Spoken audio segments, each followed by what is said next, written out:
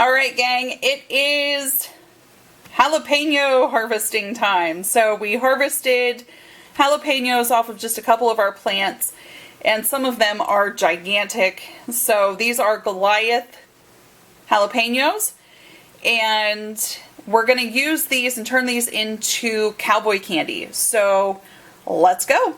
Whenever making cowboy candy and you're using jalapenos, now I have a variety. I have red and green. The red ones just were on the plant longer. These are Goliath type of jalapenos. Make sure you wear gloves.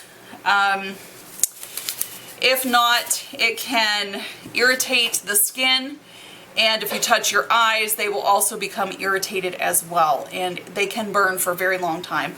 So make sure you have a good pair of gloves on. Now there's two ways to do this. I'm going to show you our way, but you could also cut the stems off of these and put these in a food processor if you like them spicy, because it would have the seeds included in them. Now for us, we don't like it quite as hot, so we're going to take the stem off, cut them down the center, and remove all of the seeds and the ribbing.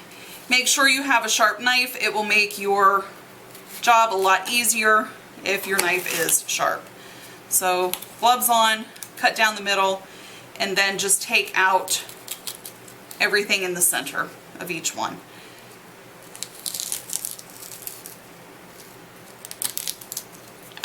And then I always keep a waste basket beside me to put everything in.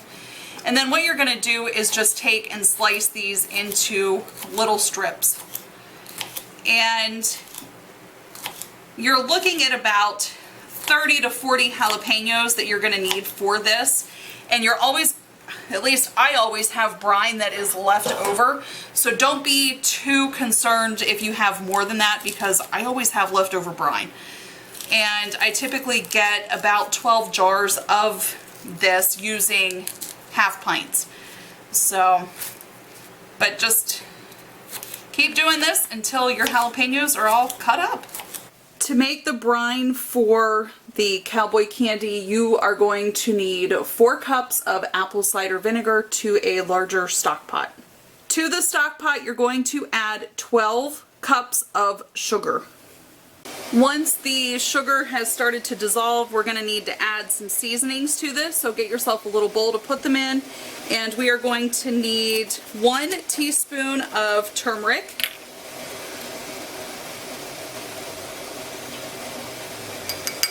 1 teaspoon of celery seed,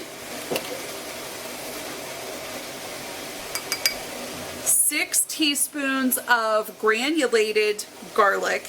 And I get this at Sam's Club, so that's the only place that I have seen this at. And it could just be because we're a very rural area. 1, 2, 3, 4, 5, and 6. And then you're going to add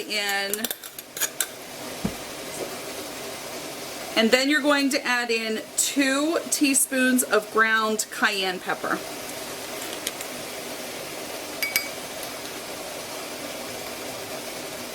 As if the jalapenos aren't hot enough, right? And then we're just going to dump this right into our pot. Bring this entire mixture to a rapid boil, and then you're going to turn your heat down and simmer it for 5 minutes. Make sure at this time, whenever you're stirring your mixture, that you are using a slotted spoon, and it will make sense here in just a couple minutes. Once our 5 minutes is up for the simmer of our brine, we're going to take and dump our jalapeno slices into this brine, and we're going to cook that for 4 minutes. The reason we do that is if we put it in to the brine, it's going to soften these up, and you're going to be able to pack more of them into a jar.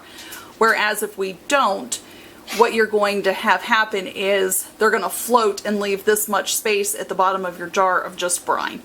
So you'll be able to pack more into the jar and get more bang for your buck.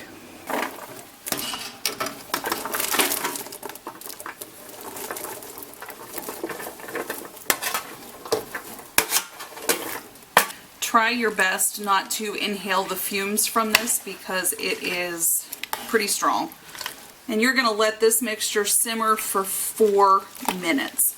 Using your slotted spoon, start filling your jars.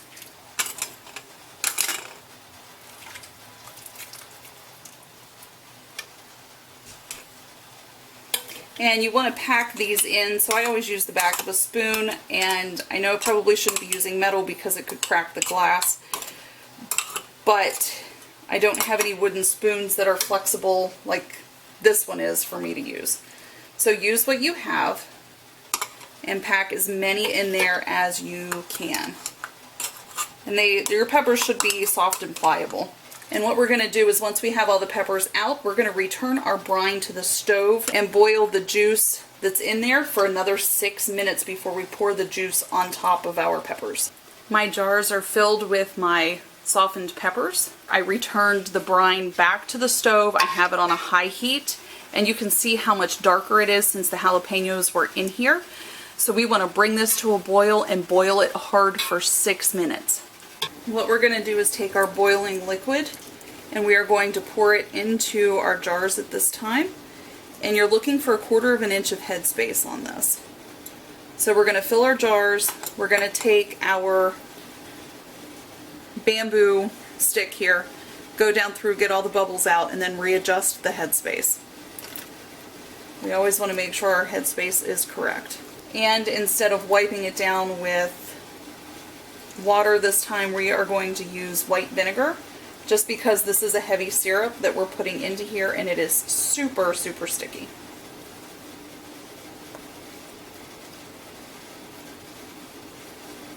Getting all of the air bubbles out. And my level did drop, so I need to add more liquid to that jar.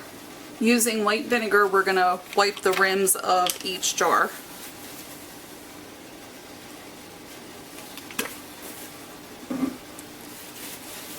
Now you're going to notice that you have a lot, and when I say a lot, I mean a lot of syrup left. Please don't throw that out.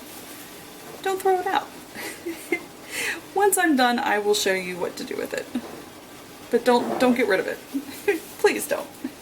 And make sure you clean your kitchen up really well after making this, otherwise you may have ants everywhere. Make sure you have at least 2 inches of water covering your lids of your jar, and process your half pints for 10 minutes, and if you're using pints, do that for 15. Make sure you adjust your time for whatever altitude you are at. And do not start your time until this reaches a rolling boil. With my leftover brine, I put them in quart jars. Once they have cooled off, I will put them in the fridge. And I will go out tomorrow, pick more peppers, and then instead of making a new brine, I will just use this. And I have used this brine for not only jalapenos, but banana peppers and for cayennes as well. And I've done them in a mixed batch of all 3 peppers together. So you can do mix and match however you want to, but just don't toss that brine out because that's a lot of sugar that would be wasted. Can your brine in pints. And maybe later over the winter, I do have a couple pints of this canned. I will show you how to make a spicy barbecue sauce using this brine.